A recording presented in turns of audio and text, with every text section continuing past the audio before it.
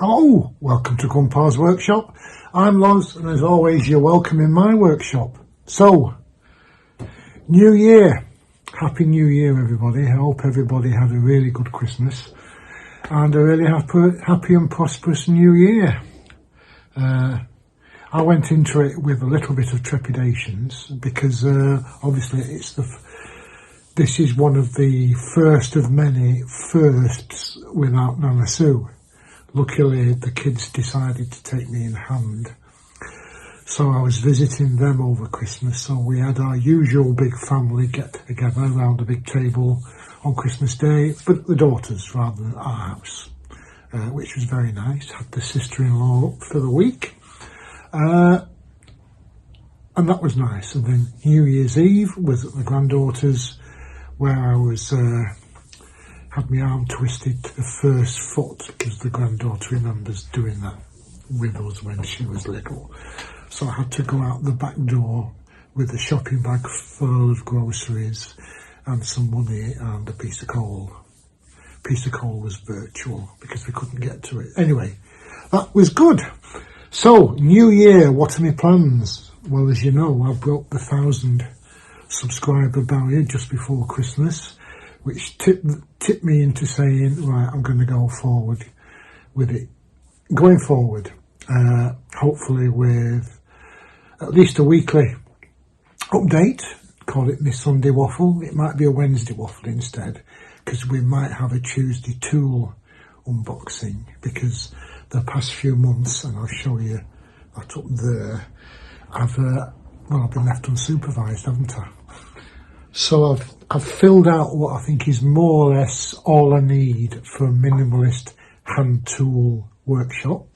And as you can see, I've taken a leaf out of Octavian Dan's channel. If you haven't seen Octavian Dan, he doesn't do much now, but he did quite a few small projects, basically using an updated Roman workbench and hand tools. And he keeps his hand tools indoors in some beach boxes, which I found a source for them on the internet with finger joints around the edges. They're very nice and they stack.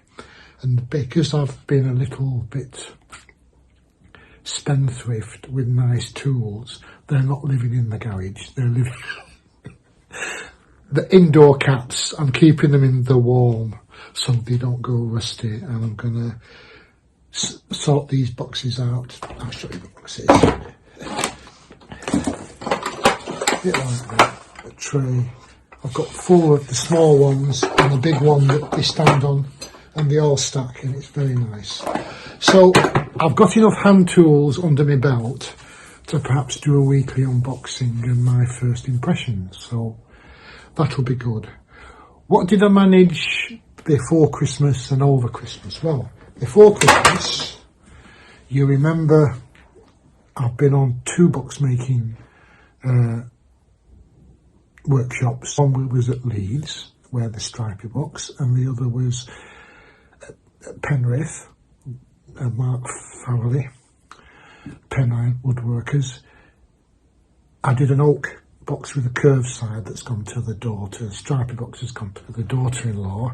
And just before Christmas, I think I gave you a head up, I was going to do another box in a different style, because Mark,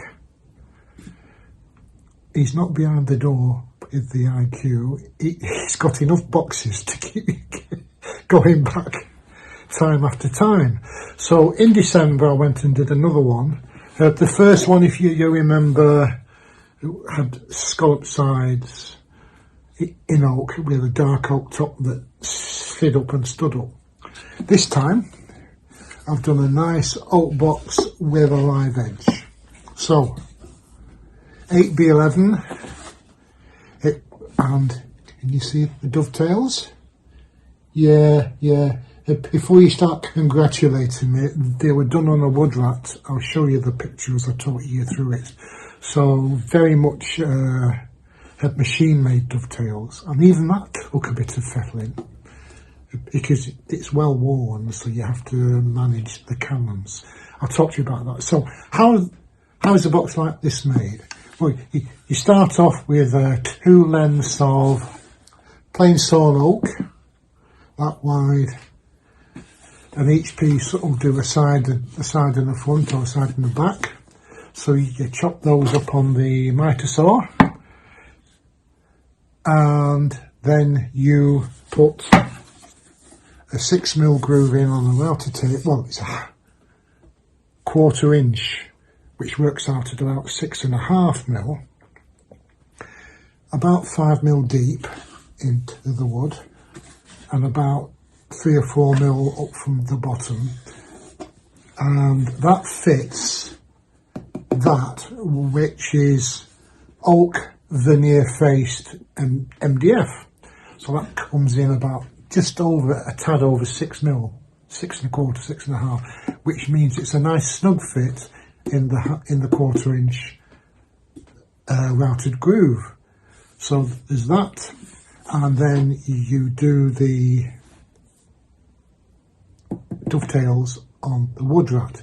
Now the wood rat is basically a wall mounted pantograph, a router table. It slides and it cuts here going off a marking further on. It's a wall mounted beam. I'll show you the pictures. You cut those out. As I say, because he's a production workshop, the router bits are well worn and have been resharpened, so it means that you have to fettle the two cams. Basically, you pull the router across against the top edge, and when you're doing you use a dovetail bit, so yeah, and you pull it across to make the ends of the tails, and then you use the straight bit and the cams to bring your router across the end of the wood at the angle to make the pins. Is that right? That's fine. Then we cut out to a mark line the thickness of the top. I'll talk about the top in a minute. With a coping saw, which is a very ragged edge, as close to the line as you can get the scribe line without going over, and then you take the rest of the waste out using the wood router beam again. So that gives you that notch. Then we drilled some of the 8 to 10 mil holes with a Forstner bit in the end, measured in to suit a brass pin for a hinge. So you do half the depth of the oak side in the Forstner bit, and where its little sharp middle goes, you drill all the way through and into the wood. There, knock your brass pins in, and then use a plug making bit on the drill press to got some, I think they were teak actually, teak plugs out of a piece of wood, and then you glue and hammer those in. The top, as I said, the bottom's oak faced MDF, 6mm-ish. The sides are plain sawn. At the top is done out of 1/4 sawn oak with a live edge, so you can see the medullary rays, a change between the sap and the change of colour through the width of the tree trunk and the live edge. So that was planed on a big jointer planer to get to the right thickness. When it was on, there was a lot of fettling, cutting it so it fit nice and neat on the. What did we do that on? Oh, it was the miter saw. He's got a good big miter saw that's well set at 90 degrees. So that was a lot of fettling. Unusually on this, we cleaned up the ends of the dovetail tails with a spoke shave, and then we did a quick plane around the sides with a hand plane. Anyway, that's what I did. Very pleased with that. That's going to the sister-in-law as a present. That's what I did. Now, the other thing is, I'll do you a quick run round the workshop. It's a complete mess. My plans for 2024 is I'm going to go on more workshops. I'm doing another box making one shortly, and then maybe 1 or even 2 5-day workshops up at Penrith with Mark over the course of the year. The idea is, just in case you haven't picked up, I'm a bit of an old git. 69 next month, 70 the year after. So by the time I'm 70, the plan is to lose a lot of weight, build up some muscle mass, and build up some proper tool skills by the end of this year. So the twilight decade, 70 till 80, I can spend in here making nice stuff that the family will have to remember me by when I'm gone. Well, that's the plan. So down here, I don't know, I can't see it, is my Axminster cabinet saw, the craft cabinet saw, the one I got because it was red and it had a nice curvy front. And then at the start of last year, I sold one of Nana Sue's kidneys and bought myself the Inca TSLS system that's got the big aluminium rails front and back, and it has the adjustments. You can have a router table on next to the saw table, all in, and it measures accuracies down to a couple of thousandths of an inch. Brilliant. And then I found out that, no, where is it?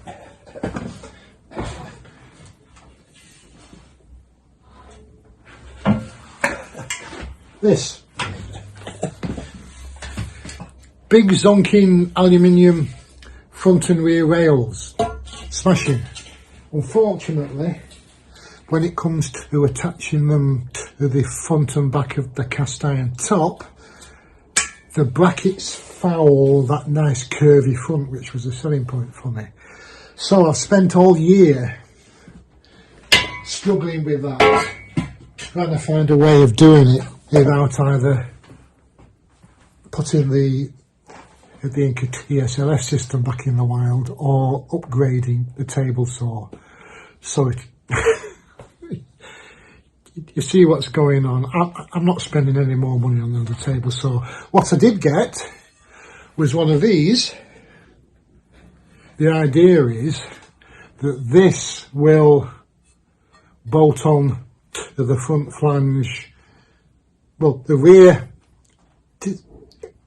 Inca rail can go on the back of the cast iron tabletop fine. It's the front that fouls up on a fancy curvy red cast front to the top of the saw. So this is going to bolt on to the edge of the cast iron, and then the brackets for the rail will go on the front of that. And that it's a 40x40 T-slot heavy duty aluminium section.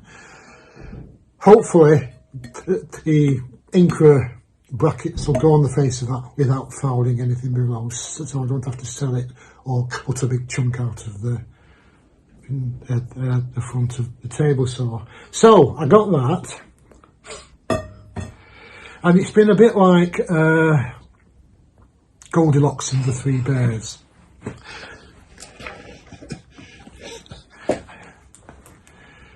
I got a 16mm set of T-bolts, and they were too short to register and fully screw on the nut. Then I bought a 25mm set of T-nuts and bolts. And they give enough clearance to get the nut on, but they foul the hole and I can't get my spanner in. And then I got a 20mm, which was just right. So it's long enough to fully register. Right. So that'll fully register and I've got a decent amount of thread to hold it in place. So you would think, right, the porridge, this porridge was too short, this porridge was too long, and this porridge was just right. Except it wasn't, was it? Because when it came to putting it on, it doesn't go down the slot. So, where is it?